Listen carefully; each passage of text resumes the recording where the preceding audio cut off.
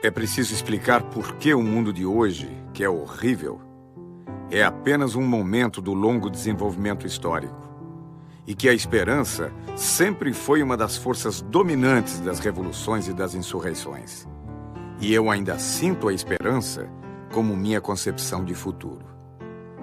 Jean-Paul Sartre, Prefácio dos Condenados da Terra, de Frantz Fanon.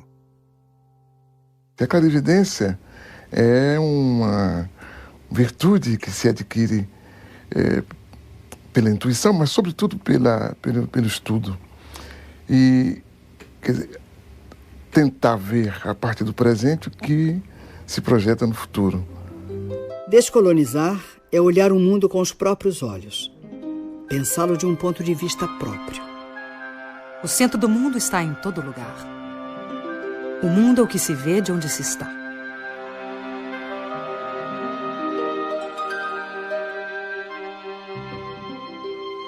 O olhar sobre a primeira globalização vem das viagens de descobrimento e conquista.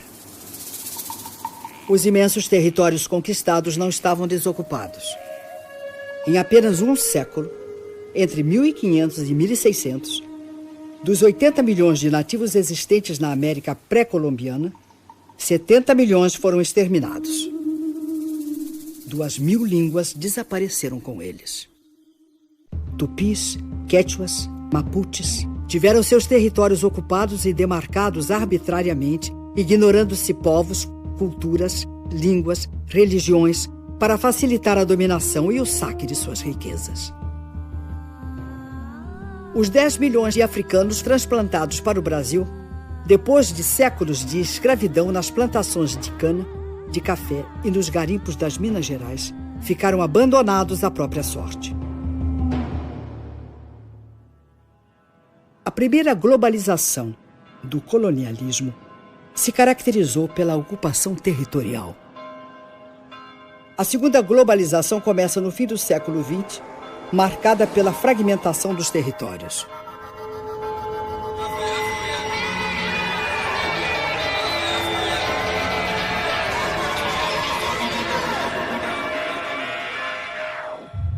O século XX foi o século das revoluções.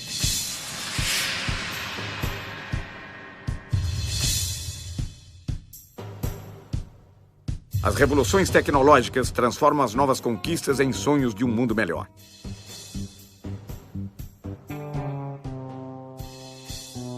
Logo começa o desmonte do estado de bem-estar social. O humanismo, como motor do desenvolvimento e do progresso, é substituído pelo modelo do consumo voraz. O consumo que é hoje o grande fundamentalismo. Esse, sim, é que é o grande fundamentalismo. As técnicas são implantadas nas sociedades e nos territórios a partir de uma política. Hoje, a política das empresas globais. Amanhã, a partir da política dos Estados impulsionados pelas nações.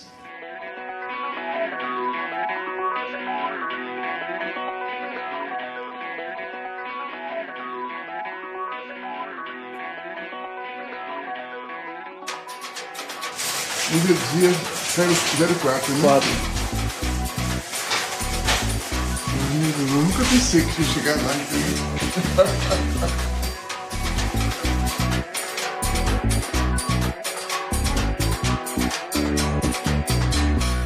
Queria dizer, em primeiro lugar, que eu me considero um intelectual outsider, coisa que é rara no Brasil.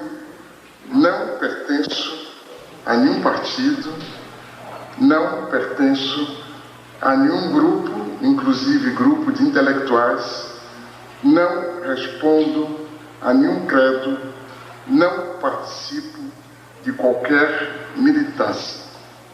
É difícil ser um intelectual negro no Brasil? Eu creio que é difícil ser negro e é difícil ser intelectual no Brasil. Essas duas coisas juntas dão o que dão, né? É difícil ser negro porque, fora das situações de evidência, o cotidiano é muito pesado para os negros. É difícil ser intelectual porque não faz parte da cultura nacional ouvir tranquilamente uma palavra crítica, né? Por que a opção pela geografia? Eu acho que foi a opção pelo movimento. O fato de eu ter, quando garoto, me impressionado com as populações que mudavam de lugar, que se transportavam de um lugar para outro. Acho que talvez isso me tenha dado uma dimensão da disciplina.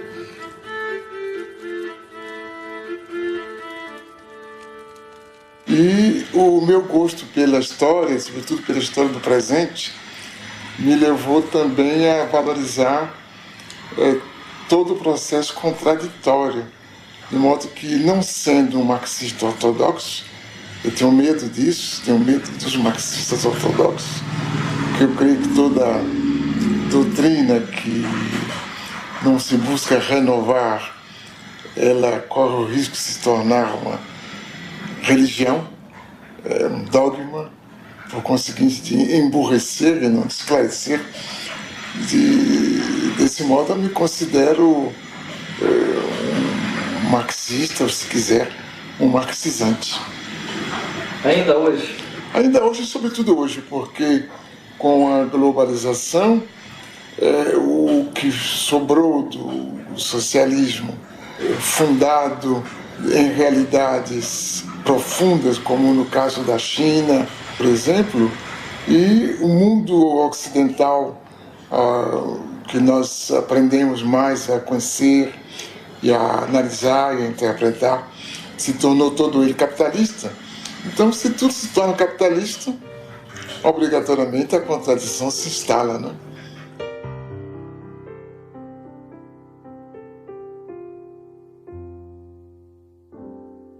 Uma forma de reconhecer o nível de desenvolvimento no planeta é observar a quantidade de luz que as cidades emitem à noite.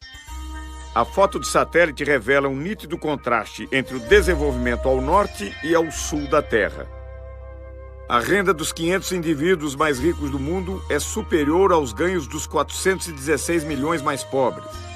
Em 1990, um norte-americano ganhava em média 38 vezes mais que um tanzano. Hoje ganha 61 vezes mais. Nunca houve uma oposição tão grande entre um pequeno grupo de países e a maioria esmagadora dos países da humanidade. Então nós temos um terceiro-mundismo em germe muito mais forte do que antes. E uma realidade da dependência muito maior do que antes.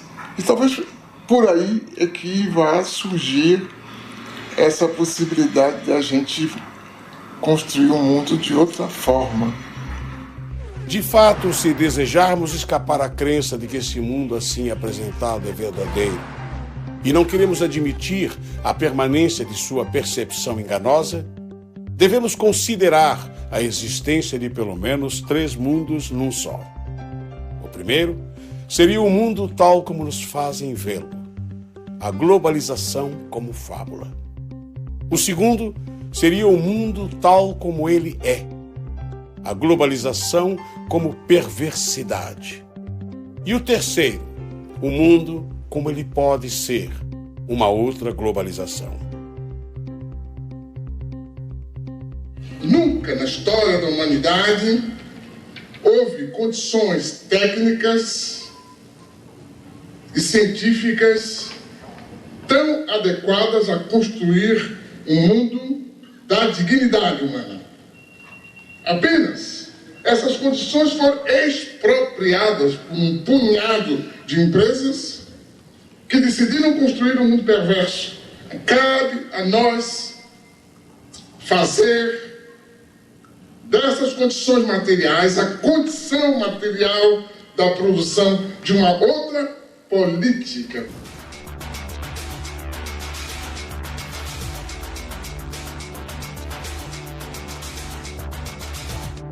Em 1989, uma reunião organizada pelo Instituto Internacional de Economia, em Washington, propôs reformas para que os países da América Latina retomassem a trilha do crescimento e do desenvolvimento. Nasceu aí o Consenso de Washington, uma espécie de bula com prescrições consensuais, austeridade fiscal, elevação de impostos, juros altos para atrair investimentos estrangeiros, privatizações, em nome da boa administração do setor privado e da incapacidade dos estados. O mesmo sistema ideológico que justifica o processo de globalização, ajudando a considerá-lo o único caminho histórico, acaba também por impor certa visão da crise e a aceitação dos remédios sugeridos. Na verdade, porém, a única crise que os responsáveis desejam afastar é a crise financeira, e não qualquer outra. O Consenso de Washington representou para a América Latina um fruto envenenado. No Equador, país com 25% de índios e 55% de mestiços, o movimento indígena Pachacuti comanda a revolta. A crise se torna aguda com os programas de privatizações e extinção de serviços estatais.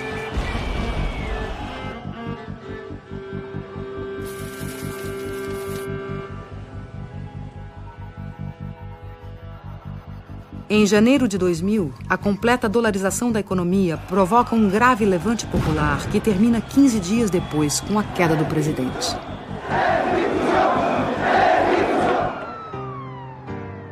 Ainda em 2000, na Bolívia, o governo pressionado pelo FMI e pelo Banco Mundial privatizou a água potável na região de Cochabamba. A resposta popular de uma sociedade formada por 70% de índios e mestiços explodiu em gigantescas rebeliões comandadas por movimentos sociais autônomos.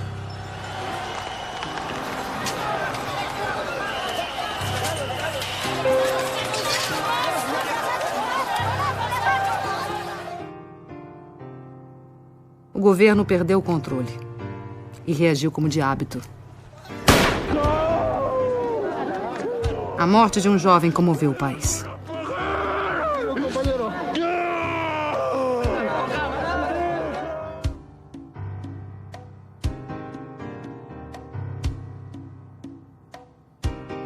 A pressão popular obrigou a desprivatização da água.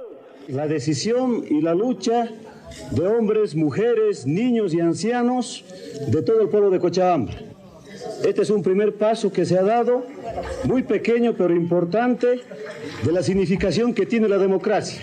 Muchos habíamos pensado que la globalización nos había quitado esa capacidad de poder unirnos, de poder organizarnos, esos sentimientos de solidaridad que la gente tuvo antes, en el pasado, cuando nos contaban sus viejas luchas, nuestros papás y nuestros abuelos. Em seguida, de setembro a dezembro de 2000, mais de 70 pessoas morreram na luta pelo controle do gás e petróleo. Exigíamos la nacionalización e industrialización de nuestros hidrocarburos. Pero como actualmente la clase política que está en el gobierno no nos hicieron caso. De inmediatamente ellos se juegan con el pueblo y todas las leyes y las decisiones que toman en el Parlamento siempre están en contra de los pobres. Nosotros tenemos una lema. Ese lema es el alto de pie, nunca de rodillas. Mira, el kilo de 10 kilos aquí nos está vendiendo a 25 bolivianos y allá a 60 centavos de dólar dice que venden en bruto. Y eso no es justo, señorita periodista, que nos haga de esta manera. Más al contrario, deberíamos de tener nosotros el gas a bajo precio para los bolivianos y para los extranjeros. Hubiese sido en un precio más alto, tal vez así. Pero ni aún así no estamos conformes. No. Aquí queremos que se nacionalice y que se nacionalice. Eso es lo que queremos nosotros. A economia da Argentina foi destruída pela política da ditadura militar e destroçada pelos experimentos do neoliberalismo. Antes la competencia era insuficiente. Teníamos productos buenos. pero muchas veces el consumidor debía conformarse con lo que había sin poder comparar. Ahora tiene para elegir, además de los productos nacionales, los importados. As privatizações e a abertura da economia levaram a uma quebradeira total no país. Fábricas fecharam. Empreendimentos foram abandonados. Trabalhadores converteram-se em cartoneiros catadores de papel.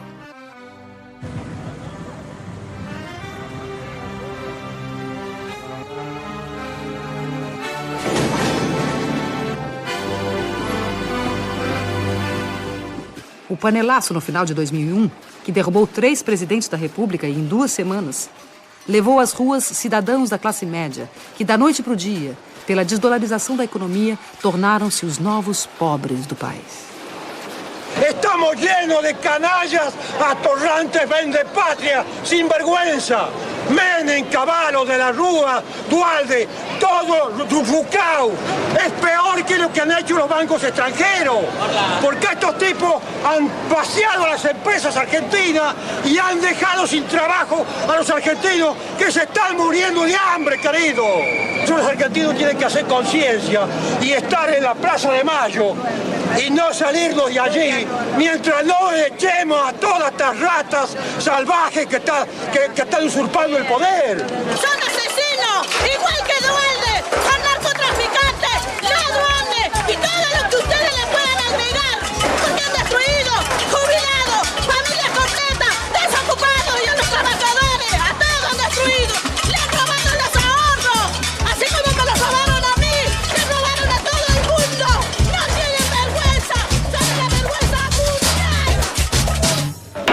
No Brasil, a privatização de grandes estatais gerou protestos isolados.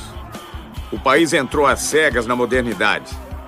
A ilusão da moeda forte e do consumo fácil anestesiou a população. Para o economista Joseph Stiglitz, Prêmio Nobel de Economia e economista-chefe do Banco Mundial entre 1997 e 2000, esse receituário violento não provém de análise econômica, mas de postura ideológica. The Washington Consensus was neither necessary nor sufficient for growth. There were countries like Bolivia that seemed to follow all the dictates of the Washington Consensus. They said, we felt the pain, when do we get the gain? And they waited, and they waited, and they waited, and they're still waiting. And then there are countries like China that did not follow the Washington Consensus, and they've grown and grown and grown. Agora, essa história que os Estados nacionais estão diminuindo a importância é uma história da carochinha que os países ricos nos contam, porque o Estado Nacional, por exemplo, norte-americano, vai muito bem, né? Inclusive, digamos, bem do ponto de vista de força do Estado, com gastos militares como nunca houve antes, né? Com um empenho direto, digamos assim, dos agentes comerciais do governo americano para defender os interesses das empresas norte-americanas, o que é normal, aliás, né? Então, agora, aí eles nos dizem, não, o Estado não tem importância, quer dizer, não estou dizendo que eles, norte-americanos, mas esses pensadores da globalização muitas vezes nos dizem isso. Isso é que, digamos, crê quem quer ser enganado.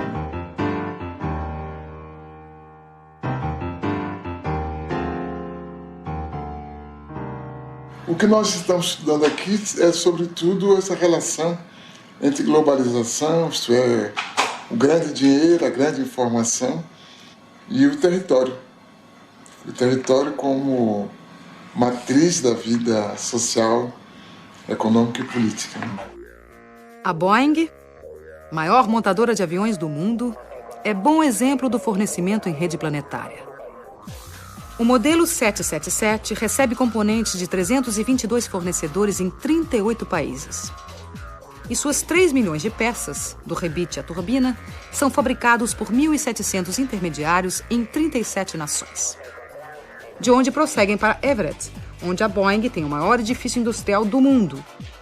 Na montagem final, a Austrália fornece os lemes de direção e profundidade. O Canadá, a parte posterior das asas. O Reino Unido, os computadores primários de voo. O Japão, os lavatórios. E a Embraer do Brasil, uma peça do leme vertical.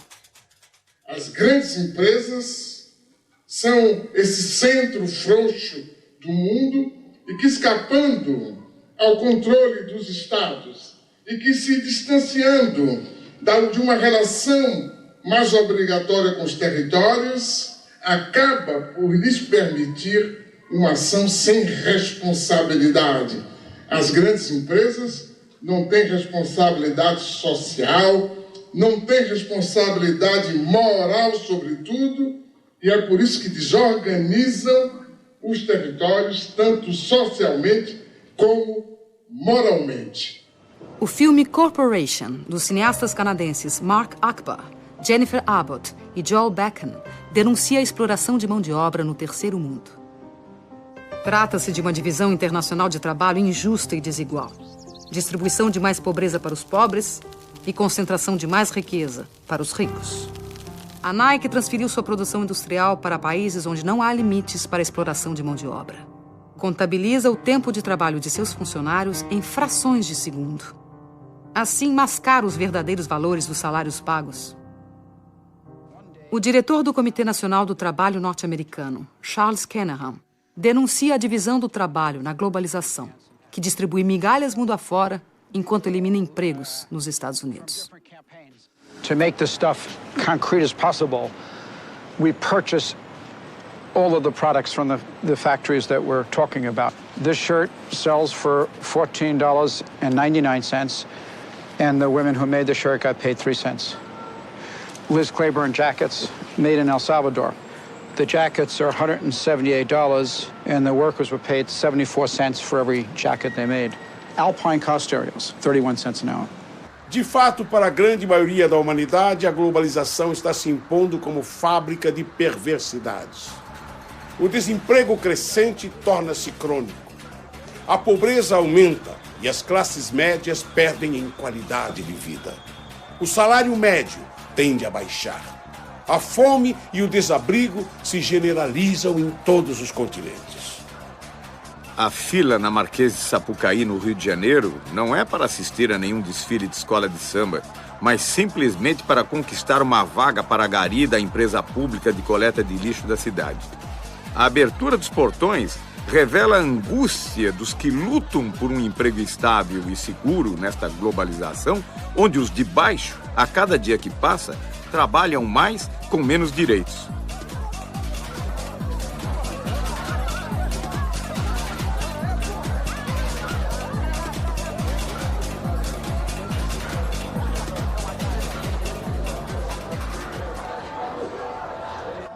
O desemprego aparece já como uma coisa normal.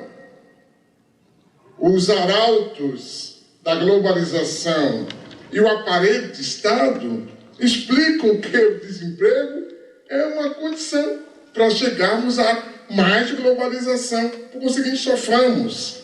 Aumentam também o número de pobres.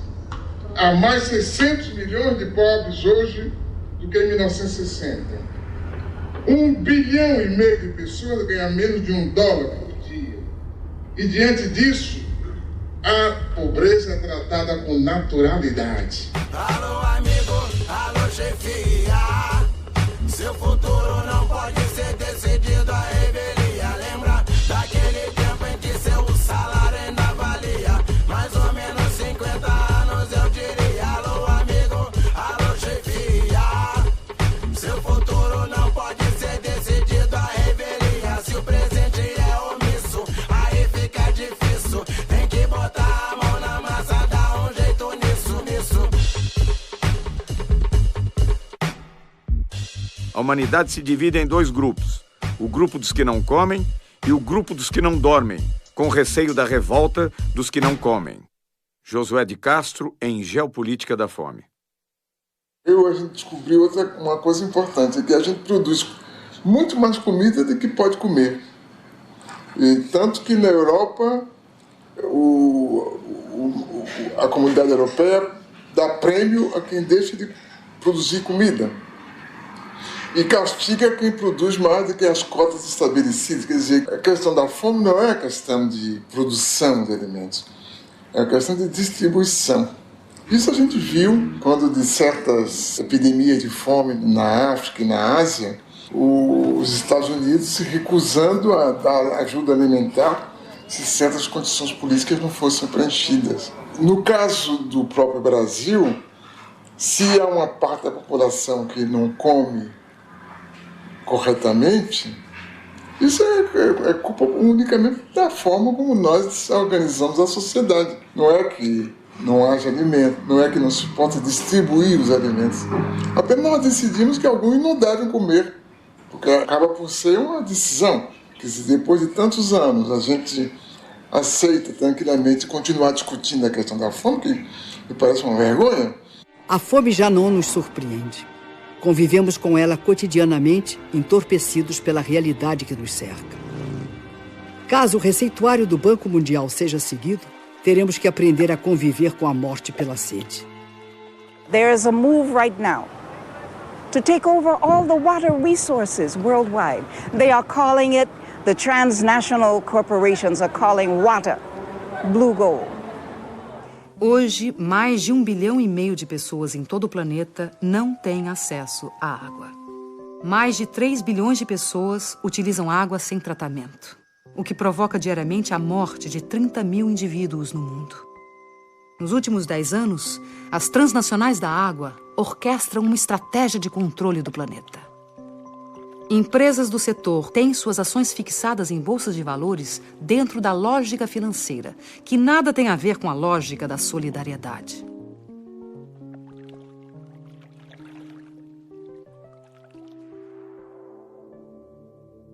Em março de 2003, aconteceu o 3º Fórum Mundial da Água, em Kyoto, no Japão.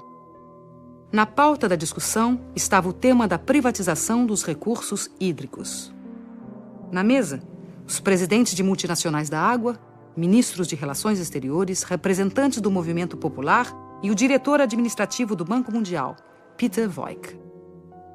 The political question really is who owns water and who gets to control water. Here you're going to hear, or you are hearing, two very, very different visions of a future for water. On one side are those who see water as an economic good, to put water on the open market for sale to the highest bidder. On the other hand, you're going to hear the voice of a growing civil society movement who has a vision of water as a part of the global commons and treated as a public trust for all time by governments everywhere. At what point does a corporation not understand that we do not want you there, and when would you leave? मैं समझता हूं कि अब पूरी दुनिया में ये बात सिद्ध हो गई कि ये डिसेंट्रलाइज्ड वाटर मैनेजमेंट से सारे देश को दुनिया को पानी के लिए बचाया जा सकता है. Oscar Oliveira, o líder da rebelião em Cochabamba, na Bolívia, lança seu grito de advertência em Kyoto. Hace 3 años, después de 5 meses, más de medio millón de personas expulsaron a transnacional Bechtel porque quiso imponer un contrato de privatización totalmente al margen de la voluntad de la población. Varias de las transnacionales que están acá muchas veces manchan nuestra agua con sangre de los ciudadanos. No manchen más sus manos com sangue.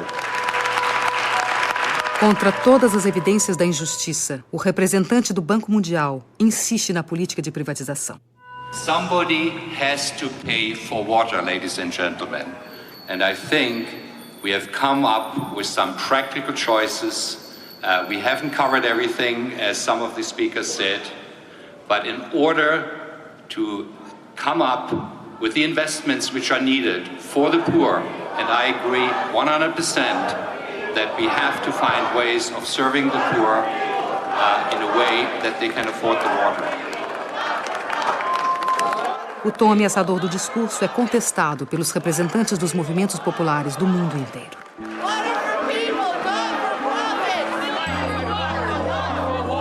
Enough is enough.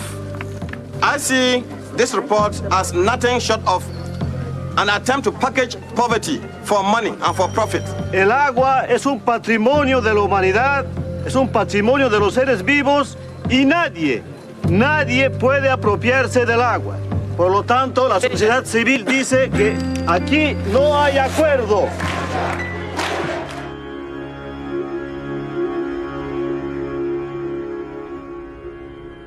Os astronautas disseram que a única obra humana visível do espaço é a Grande Muralha da China. Esse dragão sinuoso de 23 séculos foi erguido contra as ameaças do deserto, os povos do norte árido, em busca das terras verdes do Império do Meio.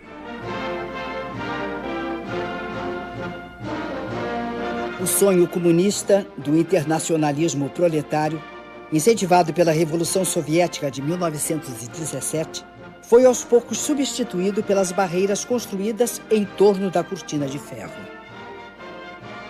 A mais célebre foi o Muro de Berlim, erguido em 1961 para separar a pureza do socialismo das desigualdades do capitalismo. Tinha como missão impedir que as pessoas fugissem do glacial paraíso socialista.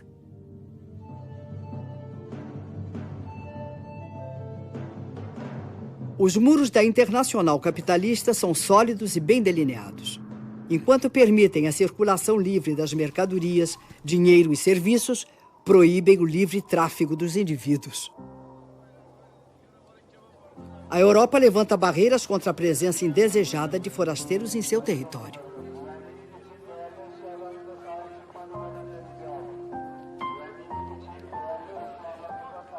Refugiados frequentemente ficam no meio do caminho, sucumbindo de sede no deserto, afogados no Mediterrâneo, enquanto seus barcos precários naufragam. São ainda explorados pela máfia dos que os transportam clandestina e perigosamente. Os clandestinos são presos e recambiados para seus países. Os descendentes dos povos escravizados pelo colonialismo são excluídos do banquete da globalização. Qu'est-ce qui pousse ces gens, ces jeunes, vers l'Europe? Mais c'est que justement, il n'y a pas de solution. Si vous mettez les économies de ces pays à genoux, avec la complicité de dirigeants que vous avez vous-même installés au pouvoir, mais effectivement, les gens ne vont pas mourir comme ça sans tenter de réagir. Évidemment, une chose peut paraître bizarre. C'est, pour moi en tout cas, toute cette énergie que des jeunes Africains mettent pour aller vivre en Europe. Pourquoi ils ne la mettent pas pour rester chez eux et se battre contre des systèmes politiques corrompus?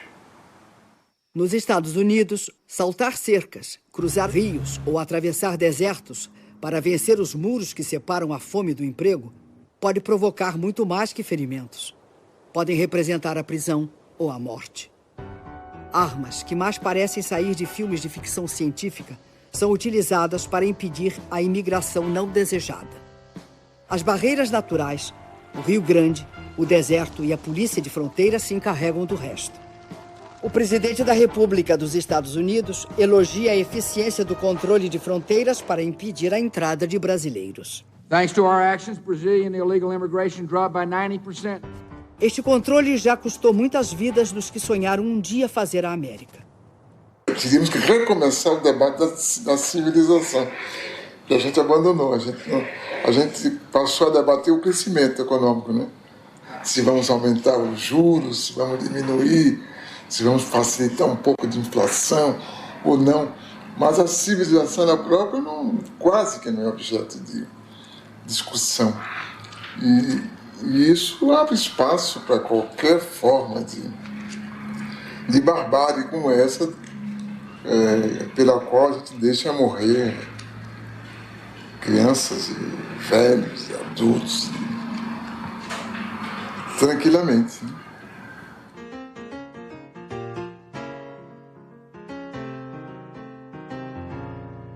O que nós estamos vivendo hoje é que o homem deixou de ser o centro do mundo, né? O centro do mundo hoje é o dinheiro, mas o dinheiro no estado puro. O dinheiro em estado puro só é o centro do mundo por causa dessa geopolítica que se instalou, proposta pelos economistas e imposta pela mídia.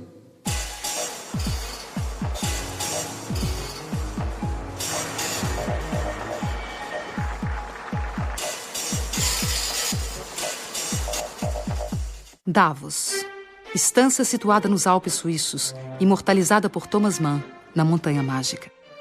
A partir de 1970, a cidade de Davos torna-se berço do pensamento único, dogmas sobre a globalização ancorada no livre mercado como trilha para o paraíso.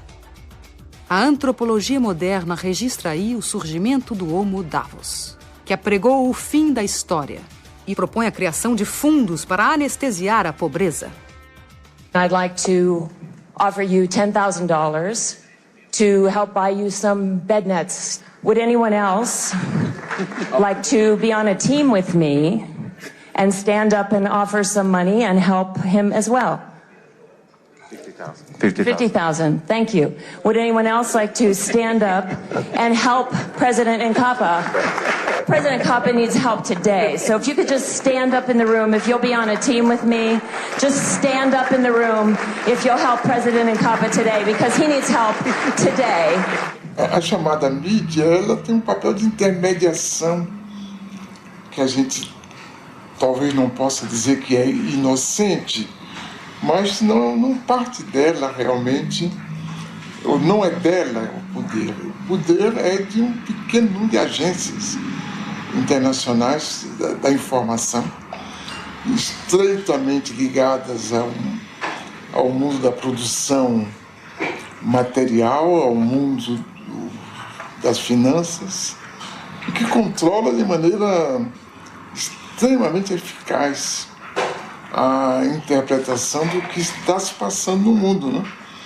E de uma forma que se torna clara quando a gente pega os jornais e vê a repetição quase que servil das mesmas fotografias, das mesmas manchetes, das mesmas ideias, dos mesmos debates, que indicam que alguma coisa está por trás de tudo isso, né? O redator de um importante jornal está fechando a edição do dia seguinte sem grandes notícias para compor a primeira página. Chega o fotógrafo e diz: Chefe, tenho a notícia e a foto. Um cachorro raivoso atacou a menininha de 7 anos e ninguém fez nada. Até que esse homem se lançou sobre o cachorro, agarrou pela garganta e matou. O editor exclama, maravilhado: Oh, este homem é um herói. Amanhã todos poderão ler da primeira página: valente nova-iorquino salva a vida de menininha. O fotógrafo responde: Pois é, chefe. Só tem uma coisa. O homem não é nova-iorquino. Oh, melhor. Será então valente americano salva a vida de uma menininha. O fotógrafo sem jeito diz: Bem, chefe, ele é árabe. No dia seguinte sai o jornal. Extra, extra! Terrorista árabe massacra de maneira selvagem cachorro americano de raça pura! Extra, extra! Como podemos, mesmo assim, admirar-nos de que ali e aqui estourem guerras e corra o sangue, já que a nova ordem mundial que se constrói é baseada numa competitividade sem limites morais. Não há produção excessiva de informação, mas de ruídos. Existem os fatos. As notícias são interpretações desses fatos.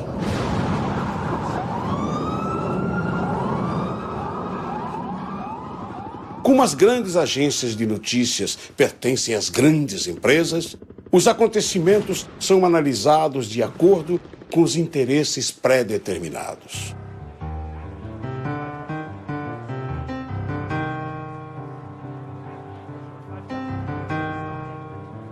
We're gonna bomb them over there.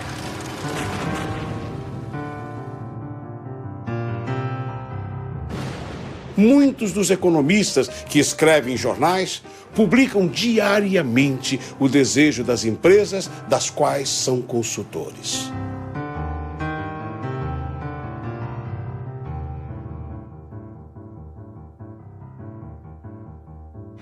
A informação, o grande instrumento da grande finança, a informação, o grande instrumento do processo de globalitarismo, de produção de novas formas totalitárias de vida, mas que manejada por um pequenos grupos, de forma inteligente, produz exatamente o efeito oposto.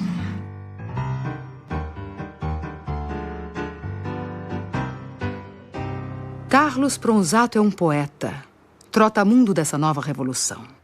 Sozinho, com olhar atento e uma pequena câmera amadora, penetra espaços onde os grandes meios não podem ou não querem entrar.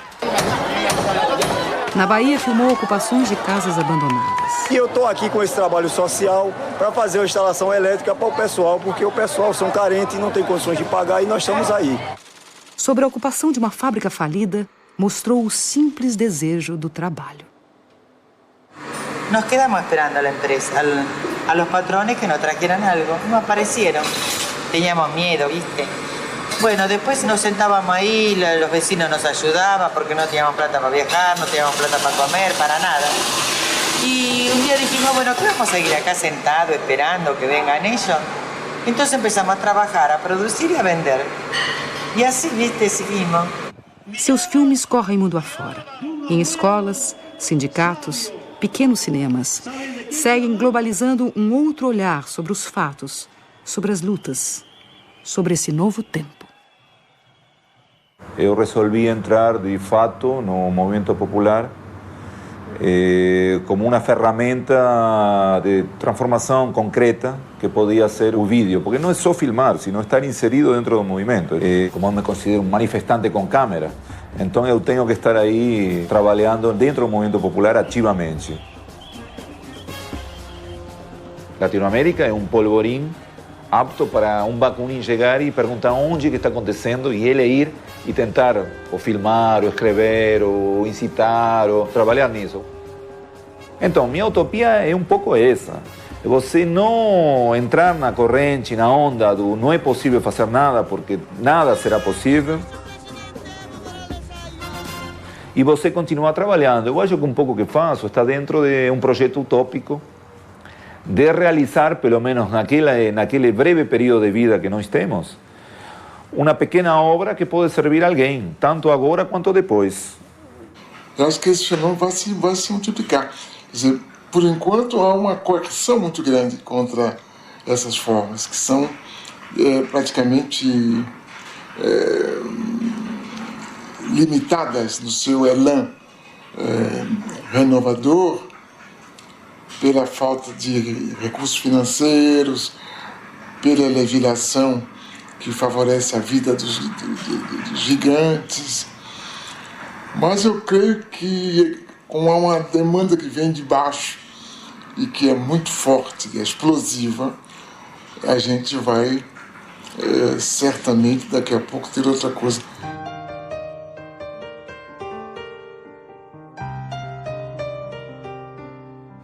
Se eu olhar para trás na minha própria vida, eu vejo que hoje é muito mais fácil ser universal aqui mesmo. A primeira vez que eu entendi, que eu comecei a entender o mundo, foi quando deixei a Bahia para ir estudar na França, aí, lendo jornais, que me apresentaram o mundo de uma outra forma. Hoje não, qualquer pessoa com uma curiosidade mais aguçada acaba percebendo como o mundo é.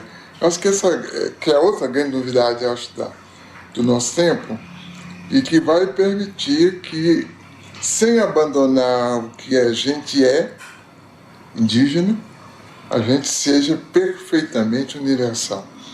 Os Krenak, que em sua língua original chamam-se Burum, registravam uma população de 5.000 pessoas no início do século XX. Número que se reduziu a 130 indivíduos em 1989. E com esforço fecharam um século com 150 pessoas. Ailton Krenak nasceu no Vale do Rio Doce, Minas Gerais. É produtor gráfico e jornalista. Participa da rede Povos da Floresta, que utiliza a tecnologia da comunicação para integrar o povo indígena e seringueiro. Eu acho que para o começo do século XXI, essas trocas de novas tecnologias que não fomos nós que criamos e nem somos nós que fabricamos, vai ser o grande evento para os nossos povos. Eu ainda não consigo acreditar com meus próprios olhos, porque eu ainda não estou vendo mal. Isso para mim é um sonho. Eu não consigo acreditar que isso ainda é verdade. a gente poder acessar a internet aqui da aldeia. Vocês puderam ver que isso aqui não é um brinquedinho, sabe, de ficar teclando. Não, isso é uma coisa de muita importância pra gente, entendeu? Até mesmo porque é a distância. Porque se a gente morasse na beira de uma estrada próxima à cidade, talvez isso não seria tão importante pra gente, porque a gente podia ir na cidade e fazer isso rapidinho. Tirar, trazer. Mas a distância, pelo limite que a gente mora, isso é precioso. Chega assim como uma coisa muito, muito grande pra gente, como realmente um sonho. O exemplo da câmera, né, poder fazer uma imagem animada, de poder transmitir uma imagem dessa, ela tem a importância que os Achaninka agora lá no Alto Rio Juruá demonstraram, quando eles conseguiram botar para o mundo inteiro uma situação de risco que a floresta estava correndo com a entrada de madeireiras, de invasão no território deles, mandando uma mensagem para a rede, com imagem do que estava acontecendo, com texto, mobilizou gente no mundo inteiro. Você não imagina como que o pessoal local ficou mobilizado em torno dessa ideia de eles poderem se comunicar com o mundo sem ter que ficar pedindo licença para a prefeitura local. Na verdade, eu acho que isso, em alguns casos, do ponto de vista político, vai significar a libertação de comunidades que historicamente eram controladas ali, porque não sabiam o que estava acontecendo no mundo. De repente, eles vão conversar com todo mundo. Aí acabou aquele intermediário ali no meio do caminho. É a primeira vez na história na qual a gente convive com o futuro possível. Acho que essa que é a grande novidade da nossa geração, é essa capacidade que nos foi dada de conviver com o futuro possível, que não é nada do domínio dos filósofos, é algo que tanto nós que imaginamos ser intelectuais, sabemos que existe, como o rapaz pobre da periferia que inventa uma música revolucionária e que explica o seu mundo. Acho que essa que é a grande novidade. Brasília, conhecida por sua arquitetura arrojada, é uma das cidades mais fotografadas do mundo. Perto de Brasília fica a Ceilândia. É o reverso do cartão postal. Aqui moram muitos dos que trabalham na capital. Respeito todas as quebradas, becos e vielas, quebras cabulosas, satélites, qualquer favela. Todas se parecem muito, só que essa aí é diferente. A Ceilândia é conhecida pelo maior índice de violência da região. Aqui vive Adirley, ex-jogador de futebol, cursou comunicação e tornou-se cineasta. Documenta a arte produzida na periferia, onde seus amigos de infância contam e cantam em rap o cotidiano. Com uma câmera digital, documenta a cultura da periferia. O cinema que a gente quer mostrar é o cinema que a gente experimenta. É a nossa experiência de vida, nada mais que isso. É o nosso ponto de vista só. É a experiência de ser morador de Ceilândia, morador de periferia. É a indignação de não se ver nas telas, vamos dizer assim. Mas eu acho que a possibilidade de fazer cinema vem com toda a história do Milton Santos também, né? Que é se apropriar da cultura de massa. Se apropriar de uma câmera hoje que é difícil, ainda é caro, mas é mais viável. Hoje, com uma pequena aparelhagem informática, eletrônica, com meios limitados, também se faz opinião, também se produzem coisas centrais na reelaboração da história. O ex... Sou negão careca da Ceilândia mesmo, e daí? Jamaica, o Marquinhos, Japão... Sou ceilandense, não sou brasileiro.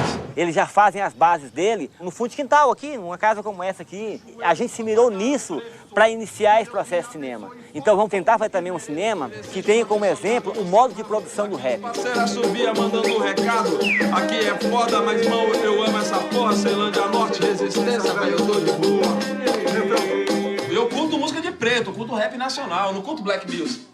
Black music quem curte é os playboy. Não, vou curtir uma black music porque é bonitinho. Agora se falar música de preto, não. Música de preto, não. Oh, que coisa feia. Porra, mãe, eu canto música de preto, meu filho. Fala black music. Até minha mãe que veio do Nordeste quer falar black music. Tá entendendo? Na nossa quebrada a parada é mais quente. Mais de 500 mil e pra eles somos lixo. Lutando pra sobreviver, tratados como bichos escrotos. Ratos de esgoto, vermes rastejantes. Cobras tipos peçonhentos, monstros repugnantes. Terra sem lei, Nova Babel, casa do caralho. Cu do mundo, baixa da égua. Foda-se o que dizem, véi. Ceilândia é minha quebra. Quebra. Até hoje, assim, dentro da cidade, tem muito preconceito com relação ao rap. Rap é música de bandido, é música de preto, é música de marginal, é música de desempregado. Esses caras sofreram pra caramba, cara. O Jamaica conta histórias assim que são geniais no sentido assim, do preconceito que ele sofria de ser um rapper. Olha os nomes dos lugares: Planeta dos Macacos, Caldeirão do Diabo, Vila do Cachorro Sentado. Velho. Onde só tinha bandido, velho. Pra eles só tinha bandido. Eu acho que o rap é um cara de periferia a dar identidade à periferia, a dar nome às pessoas e a contar as histórias da perspectiva deles. Então a gente também está se baseando, tentando fazer cinema nessa perspectiva. Que a ideia é ver dentro da cidade essas formas de solidariedade. E você tem a produção dentro da cidade de formas solidárias que tem expressão econômica e política. Né? Em contraposição com essa produção da violência. Eu acho que há uma multiplicidade de fenômenos de baixo que a gente não dá importância, porque a gente dá mais importância chamada violência. Os jornais falam da violência dos bairros, tem bairros mal falados porque violentos. Olhares do Morro está por aí, a gente está olhando tudo o que acontece na comunidade. Mas as outras formas todas de manifestação, que são propriamente culturais, mas que não aparecem com essa aura de cultura que é reservada, digamos assim, a parcelas já privilegiadas que fazem cultura, os outros fazem outras coisas. A gente não admite dizer imediatamente que o que eles fazem é cultura, porque o que eles fazem é cultura e é política ao mesmo tempo, né?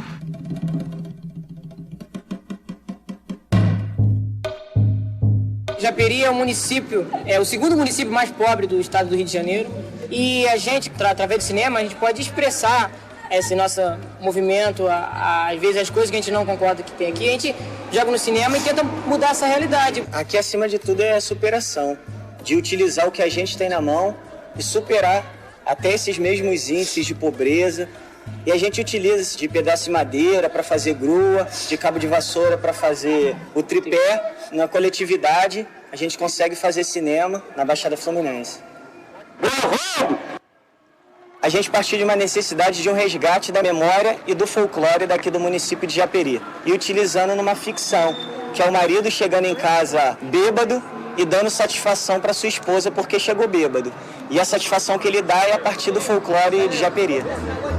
Há a possibilidade cada vez mais frequente de uma revanche da cultura popular sobre a cultura de massa, quando, por exemplo, ela se difunde mediante o uso de instrumentos que, na origem, são próprios da cultura de massas. Eu sou lobificha! Sai! Em pleno século XXI, mas eu não acredito em lobisomem! Sai pra lá! Nesse caso, a cultura popular exerce sua qualidade de discurso dos de baixo, pondo em relevo o cotidiano dos pobres, das minorias, dos excluídos, por meio da exaltação da vida de todos os dias. A partir do audiovisual, várias pessoas vão ser influenciadas pelo produto que eles estão tendo. Então é uma oportunidade para que eles possam se expressar até para o povo inteiro de Japeri, para mostrar o que eles querem falar e ainda não tiveram oportunidade. Porque a partir deles a gente acredita que, ou seja no teatro, na música, no cinema, na literatura, vão estimular novas vidas e novos sonhos a partir de filmes, do audiovisual.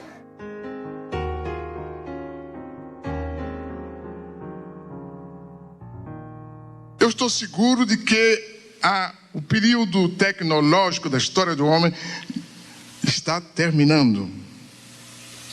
E estamos entrando num período que eu chamaria de demográfico. Tenho medo de usar a palavra popular, porque isso poderia acarretar a destruição prematura da ideia. Os atores que vão mudar a história são os atores de baixo. Então eles vão agir a partir de baixo para cima.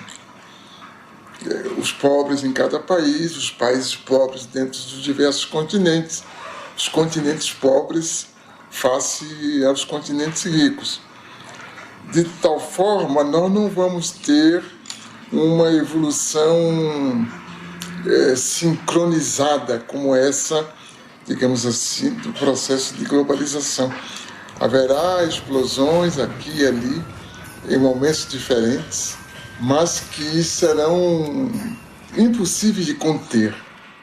Vamos tudo queimar isso tudo, senão o Estado não ouve a gente.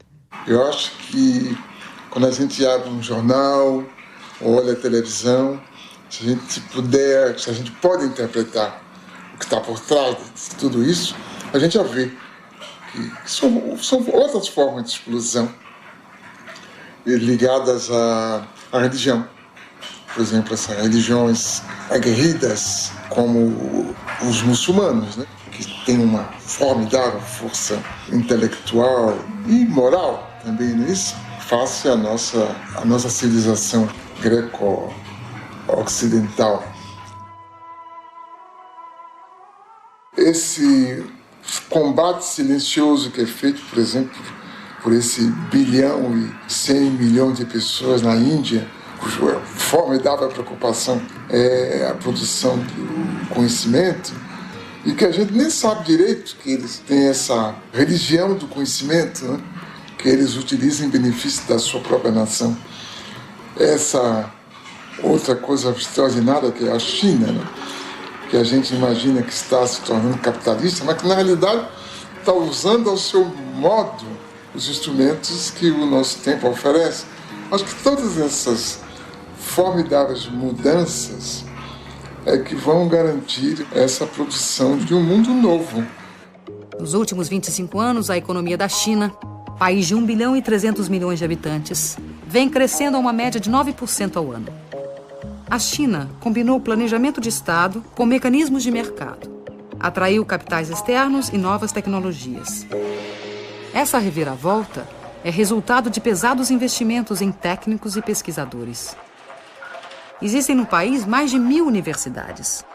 Formam-se por ano 450 mil engenheiros, 50 mil mestres e 8 mil doutores. O governo incentivou a industrialização rural e a multiplicação das pequenas e médias empresas no campo.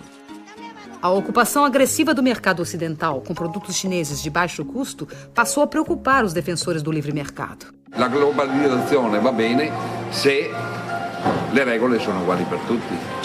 Questo è un problema. A adoção da propriedade privada, os baixos salários aceitos para atrair as transnacionais, os altos índices de poluição, demonstram o quanto a China se dispôs a abrir mão de seu projeto ideológico em troca do desenvolvimento econômico.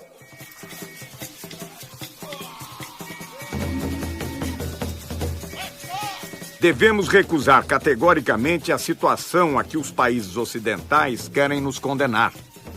O colonialismo e o imperialismo não pagaram suas contas quando retiraram suas bandeiras e suas forças policiais de nossos territórios.